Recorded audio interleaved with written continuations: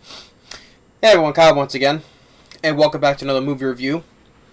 And this time I'm just I would say reviewing this. I would say as a classic, and kind of like oddly enough, well, probably maybe yeah, I would say oddly enough that it's about a character that develops a bond with another human, like my previous review of E.T., which I said it was there was I put that as a slash rank because there was some ranting in it saying that I did not hate the movie though, but I had to put some ranting in there because it's not as memorable as I remember it to be. That's why I put that slash rant in there, because there was some ranting in it, but overall there was an average film. But at the same time I don't hate the film. At the same time I said I respected why it's become a classic. That's why I said that. But reviewing here I'm now reviewing a film that another film that I also grew up watching as well. This is the film my mother. She's also a fan of this film. She thought it was funny, and oddly enough, I thought she kind of says kind of the same things I feel about the movie. That's what she says. Um, and the pretty much the main character of this movie, I cared more about than I did with E.T. And I have this here as a double feature because I have the first film and the sequel as a double feature. And I would say this is a classic as well. I would say this is a classic. This is a film I grew up with, but I say it's a classic as well. And this one I review of today is of Short Circuit. This is another film I also wanted to review for quite some time as well. I also been meaning to review this film from some time.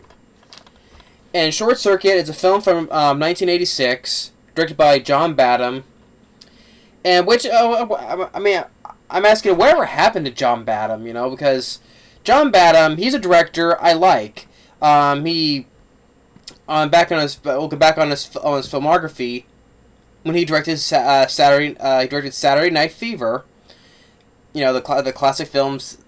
That's also a classic is Saturday Night Fever. He also directed Blue Thunder with Roy Scheider. He directed War Games with Matthew Broderick, which I enjoy. In this film, he also directed Stakeout with Richard Dreyfuss and Emilio Estevez, which I really do enjoy. The Point of No Return, and he directed the sequel, another Stakeout, which I did not like though, but still. Drop Zone with Wesley Snipes, I thought was okay. It was okay. And they directed Nick of Time, which I find kind of underrated. Because, you know, you had Johnny Depp, you know, he's playing a normal guy, you know, who is but not a normal guy, but he's a father who wants to save his daughter. So, but I like Nick of Time. And the last film the film he directed was back in 1997. It was a film called Incognito. And then after which he later go on to direct. He directed some more basically TV. Up until 2018, he's directed up until like a lot of TV stuff. So I don't know why he's never after Incognito he's never get a chance to direct another film again. But I enjoy Stakeout. I enjoy Short Circuit. Blue Thunder. I enjoy. But yeah, I was saying whatever happened to John Badham. Because he directed some pretty good films, like especially the first Short Circuit. But I said it came out in 1996, and it was kind of a modest hit to say the very least, on a budget of what was it, 9-10 million, and over at the end of its box office total, it made about 40 million. So it was kind of a modest hit. And not only have John Badham, but you also have the writers of this film. You have S.S. Wilson and Brent Maddock, who were both together later. This is 86, and 4 years later, go on to write on one of my all-time favorites. The poster right there, Tremors. One of my all-time favorite movies. They would later go on to write Tremors, and then they will also later go on to write on the sequels as well, and each one of them directing a movie. Like S.S. Wilson will go on to direct Tremors 2 and 4, Back to Perfection, and Brent Maddock will also go on to direct the third film, Back to Perfection. So yeah. But I thought for the most part it was pretty well written by by both of them, especially when dealing with Johnny Five or number 5, but he later names himself Johnny Five. But I thought it was pretty good, directed by John Badham. And other the characters, you have Ally Sheedy as from the Breakfast Club, and among other movies, and Steve Guttenberg as well, which I like Steve Guttenberg. I remember quite a few films I enjoyed him in, especially when he started. I liked him when he starred in Ron Howard's Cocoon, and he's been other films as well. But I like Steve Guttenberg. Fisher Stevens, who plays he plays Ben, who's like the friend assistant of Steve Guttenberg. He's like an Indian character, but Fisher Stevens is not Indian though. Which they casted him that they wanted, but he kind of said they kind of left though. But so they got another person to fit in. But then that guy quit, so they got Fisher Stevens to come back. So he's playing an Indian character. Like sort of white guy playing a different character. Like say how what was it, Mickey Rooney, who played a Chinese character from that movie? I forget the name of that movie was. But it's like that though. But Fisher Stevens, He has not much in this movie, but he's definitely more of the lead. He's more of the lead character in the sequel, which I thought he played the character of Ben more in Short Circuit 2, more in the first film. But for the most part, he's fine though. But it's not. He's not in the film that well. Other than when he's not with Steve Guttenberg though. But he's definitely more developed in the sequel, which I like the sequel too. I thought that number 2 was a good sequel. Then you have. Austin Pendleton.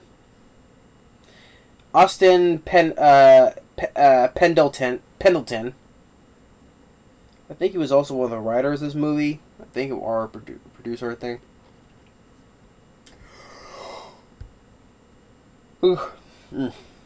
Sorry. Austin Pendleton. He was a colleague of director John Badham, so that's why he was in the movie for. Yes, he went to college with the director. He's like the president of Nova Robotics. Then you have John W. Bailey, who plays Schroeder, who's the leader of the military of Nova Robotics. But I thought it was about the film. And no, I can't mention Tim Blaney. Tim Blaney? Yeah, Tim Blaney, who voices number 5. I thought he did a good job as voicing number 5.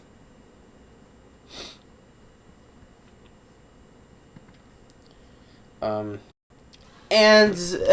for the most part, yeah, I thought for the star of who would that's not a human like E.T.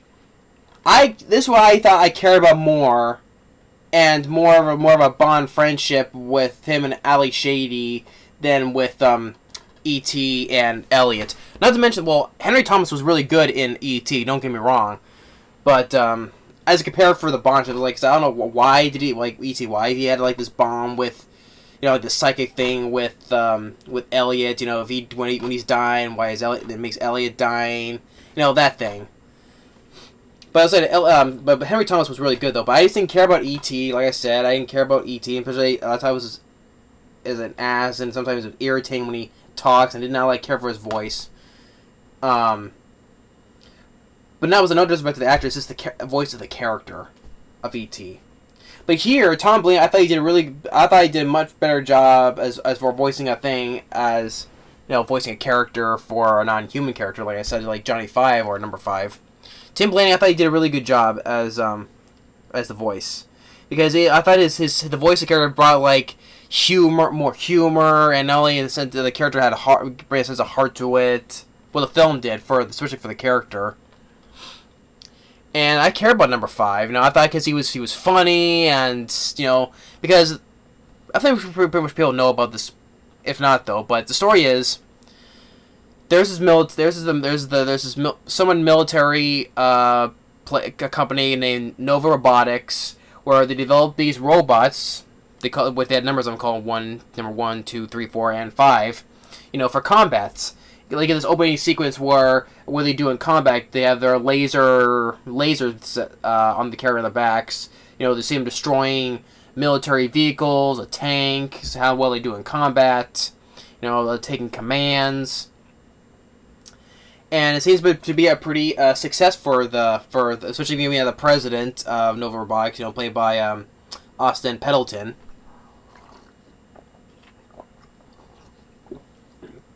And Steve Guttenberg plays Newton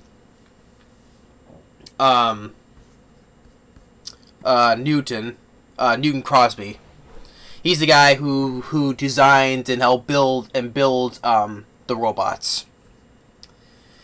And then, really enough, that number 5, when he was hooked to his generator, lightning strikes during a storm and fries him.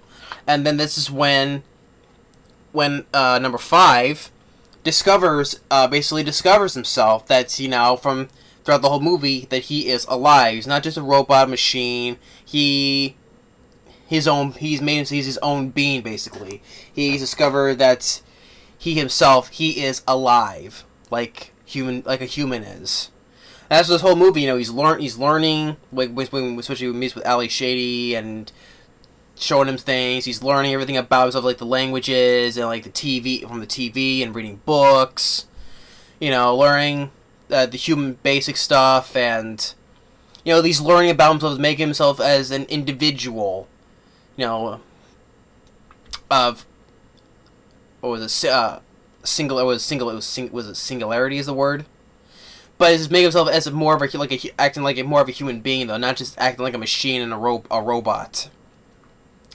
And that's why, and you see him get some good heartfelt moments with the characters. With him bonding with Ally Sheedy, which I kind of felt more. I felt more than they did with E.T. That's why I felt more, because I enjoyed Short Circuit growing up. This is why I did enjoy growing up more.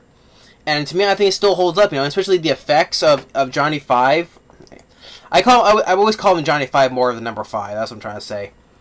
The effects of the robotics of Johnny 5 were really well done, especially on the other robots too. The mixture of using puppeteers, moving the arms, and because I know there was puppeteers like help moving the arms and stuff, but it was a very well done effect, really well done robotic effect. I would say robotic effects. I would say. And if it was done today, it could be completely CGI. Definitely, no doubt, be 100% CGI. Because nowadays they don't try to do practical stuff no more. Well, there's still some certain horror films that still do some practical stuff, so I'll give that though. But still, I'll probably guarantee it would be 100% CGI to nowadays.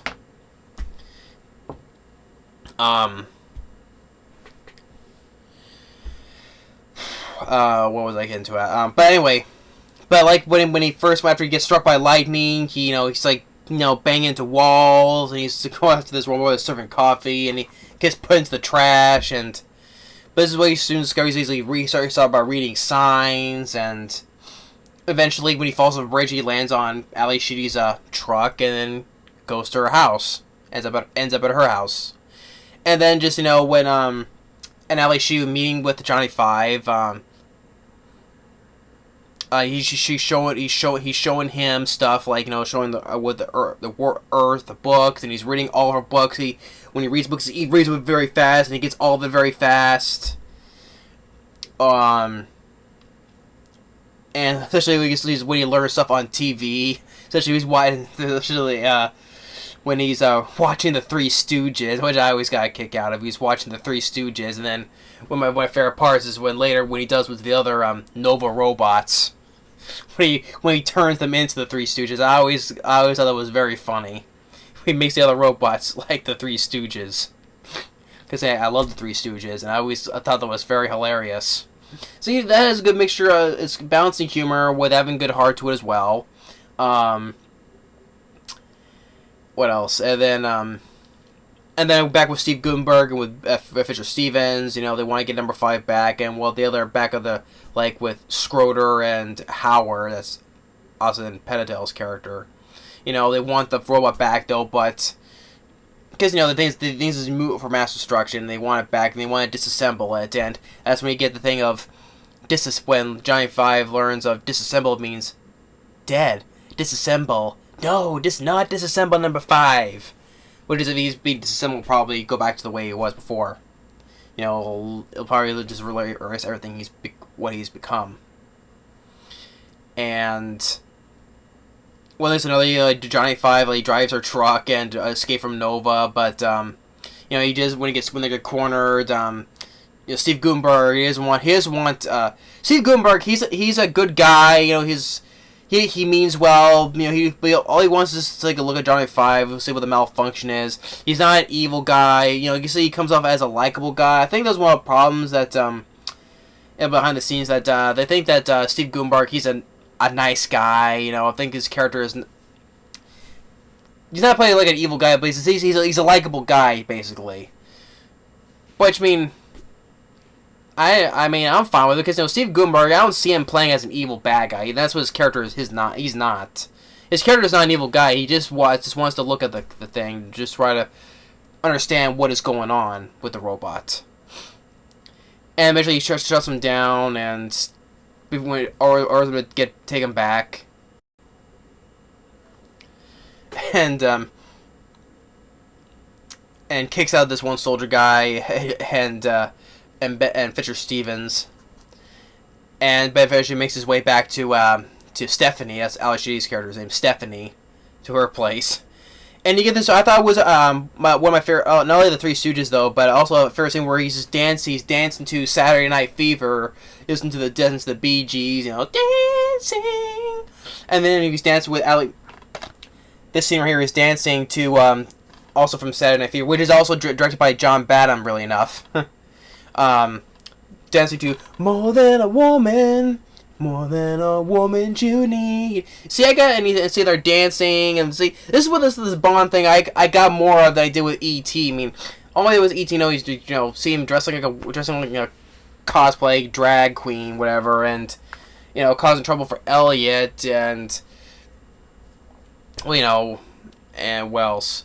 Oh yeah, he heals his finger when he cut himself, and he revives a flower. But here,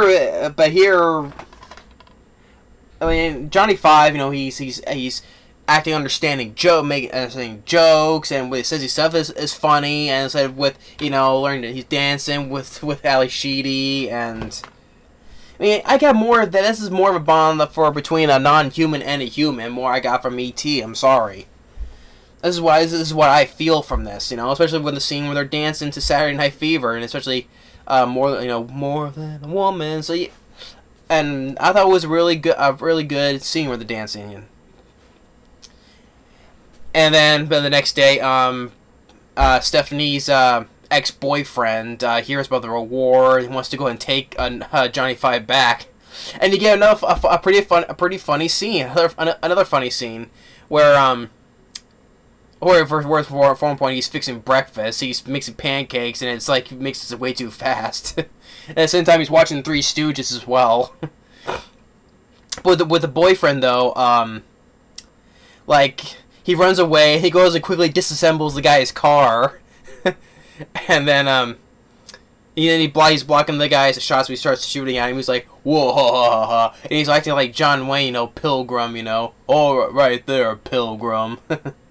And he's doing it like gangster when he's top flipping the coin, you know, you ain't got no friends no more, you know, talking like the gangster from we saw on the TV. And then he uses laser to shoot this piece of his hat, the rim of his hat off, or his boots, and his belt buckle makes his pants fall down, and Stephanie's just like laughing. But they get in the van, they drive off, and plans to talk with Steve Guttenberg about Johnny 5 some more.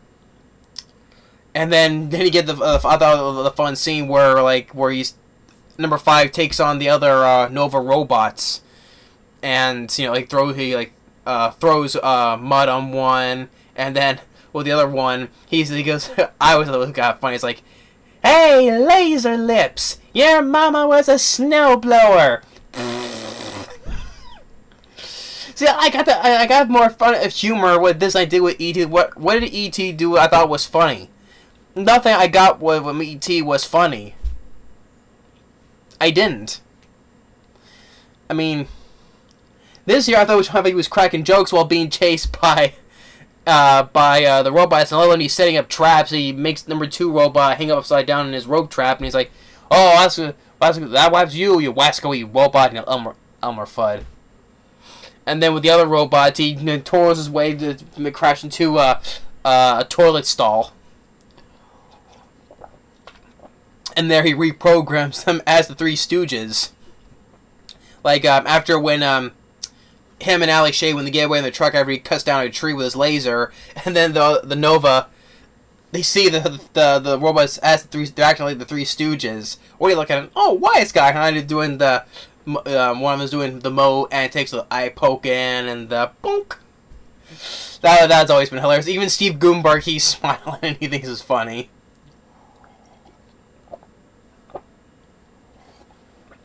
And then number 5, he takes Steve Guttenberg and tells Fisher Stevens to get lost, and tells him that he is alive as well. And then the Nova comes and with a military. And they're all saying that he's alive as well. And then number 5, I think it's number 5, which people know by the film now and know what happens. He gets blown up, and they're both sad though as they're driving off, and which Steve Guttenberg says his father has some acres in Montana, and they hear Johnny Five's voice, and he built a duplicate of himself. That was the one got blown up. It was a duplicate. A decoy, basically. A decoy. So they decided to head out to Montana. Which, back then, I thought I would say, what's going to happen to all... Well, this is what... Back then, that's why I didn't hear the dialogue at the time, back when I was a kid. It's like, as they're driving to Montana, what's going to happen with Stephanie's animals that she has at her house? But they mentioned that she has Steven Guttenberg. If I listen to it now today, he's like, "Do you like animals?" Because she asked, "What about my animals?" If I pay attention as a kid, I got that. So yeah, she wants to get her animals and bring them over there. And that's when Johnny is driving. That's when he names himself Johnny Five. And then you get the good song that was playing during the credits. That's that really good song. What was it from? What were the two? Who was the duet that sang it? One was Marcy Levy, and I forget the other guy's name. They sing the song during the credits, like, "Come and follow me. No whatever this is. Come and follow me." I really enjoy that song that was playing. That's one song during the end credits that stuck with me growing up. That song, it really did stuck with me. I still remember it today. Come and follow me. I don't think that song is not released though, for what I know of. I could be wrong. Give me a second. I'm looking it up right here. No such album. Although no soundtrack album was released, but the song "Who's Johnny" had a chart hit with a single. Yeah, "Who's Johnny." That's where number 5 got his name from, the song "Who's Johnny." Johnny Five. Yeah, but Max Carl and Marcy Levy sang "Come and Follow Me." But I really enjoy that song. That song, even growing up as a kid, especially the ending, that stuck with me. Yeah, but I really enjoy this song, and the rest of the score by David Shire, I thought was pretty good score too. But I really enjoy the song "Come and Follow Me." But it's too bad the soundtrack was not released. And the film was a box office hit. Budget was at $9 million or so, but then it made $40 million. So I guess you could say it was a modest hit, ranking the 21st of highest grossing in the United States for 1986. When the film came out, it did get mixed reviews from critics, It has a 6.7 IMDb and has a 58% Rotten Tomatoes. I give much more higher rating on Rotten Tomatoes, but that's just my opinion, though. Yeah, I guess yeah. Speaking of E.T., or the comment saying here, Short Circuit is hardly as deep or emotional rescinded as E.T., though Johnny Five makes a charming robot protagonist. Well, yeah, I would say that, yeah, he is a charming protagonist. He is. But I'm sorry, I think Short Circuit is hardly as deep and emotionally rescinded as E.T. I thought more emotionally, I got more of that than I did with E.T. Because basically, I didn't care if E.T. died or not. I cared more about when Elliot lived, because he was, like, connected to him. So I got more emotionally out of Johnny Five. So I know I keep on comparing this to E.T. because, like I said, because I just reviewed E.T. You know, there's between a bond between a human and a non-human. Same thing, basically the same thing here. I got more of this bond between Ally Sheedy and Johnny Five more, because Johnny Five had more personality. You know, it's like a robot who becomes its own person. You know, develops his own heart and knows that he's not just a machine. He's a person. He's alive. He's a machine that he's alive. And I found him much more funnier than E.T. was. More emotionally, I felt more for Johnny Five than I did with E.T.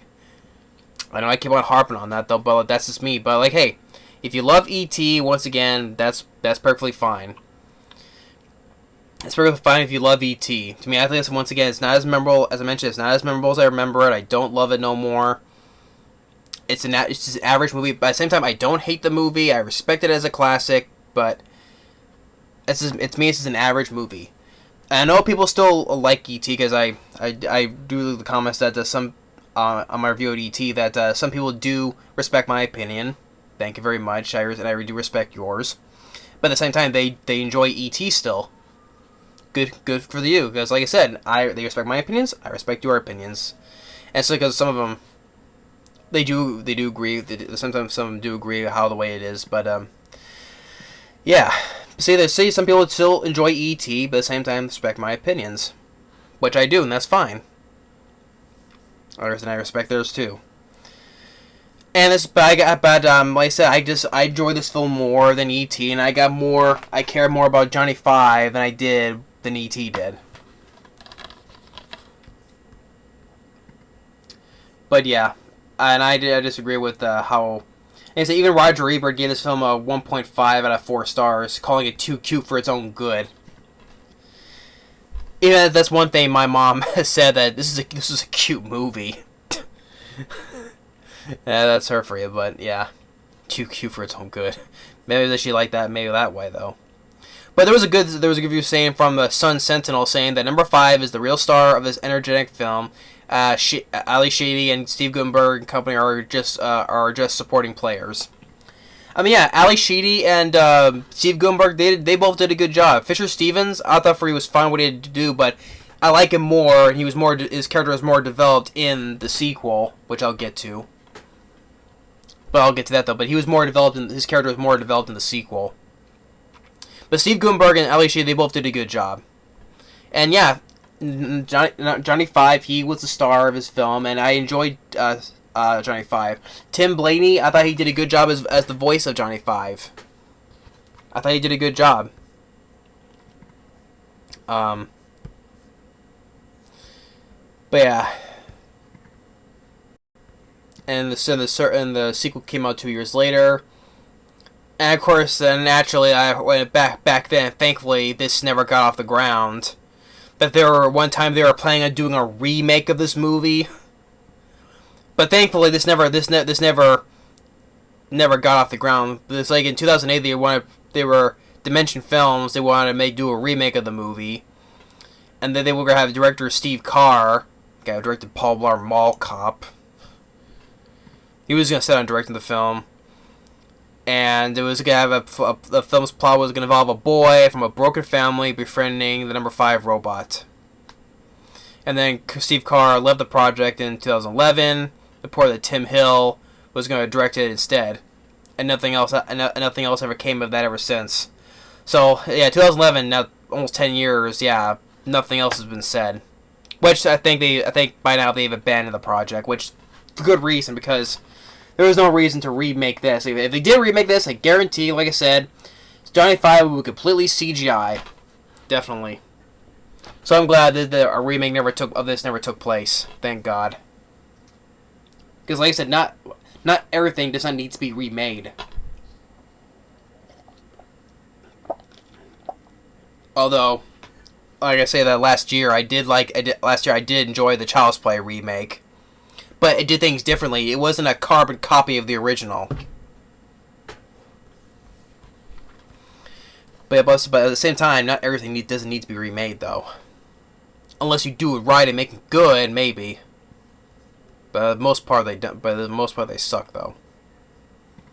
Yeah, but like I said, like I say, I enjoy Short Circuit.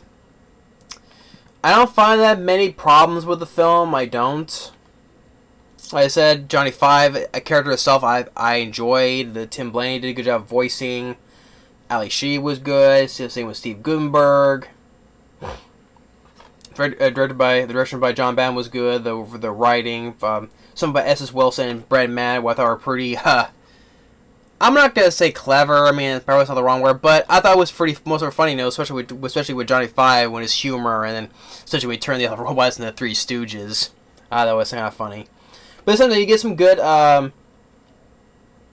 stuff. We know with Johnny Five dancing with Ally Sheedy, dancing to the Bee Gees' Saturday Night Fever. With More Than a Woman, and got. So I really enjoy that scene. The funny with the ex-boyfriend when he takes his car apart. But yeah. And then definitely have the heart to it. It shows that Johnny Five, he is alive. He's not a machine. He's not malfunctioning. He's alive. Yeah, so. Another thing from up here. Not since R2-D2 has a mechanical matinee idol been so positively huggable. Yeah. Not too many as iconic robots in movies. We all know this R2-D2, even C-3PO has been called as classic robots in films. But I would definitely have to put Johnny Five in there. He's a very likable robot too. But yeah. But I enjoy Short Circuit.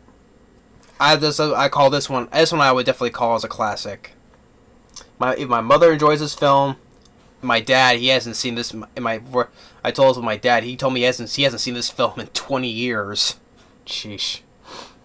I'm gonna have to sit down and rewatch it again. But yeah, I enjoy Short Circuit. Definitely, it's a classic. So if you enjoyed my review of the first one, and also from here, it's a heartwarming comedy. Definitely heartwarming. Like I said, it had a good heart to it as well. So hope you enjoyed the first film. And now stay tuned for the sequel, Short Circuit 2. Which, kind of funnily enough, that Siskel and Ebert gave this one a thumbs up. Although when Roger Ebert gave this one a 1.5 out of 4. But apparently Siskel and Ebert probably liked the sequel more than the first one. So stay tuned for my review of the sequel. But I give a thumbs up for the first Short Circuit. Number 5 is alive. He is. Johnny Five. Was I always called him. Thanks for watching. Stay tuned for the review of the sequel. Later.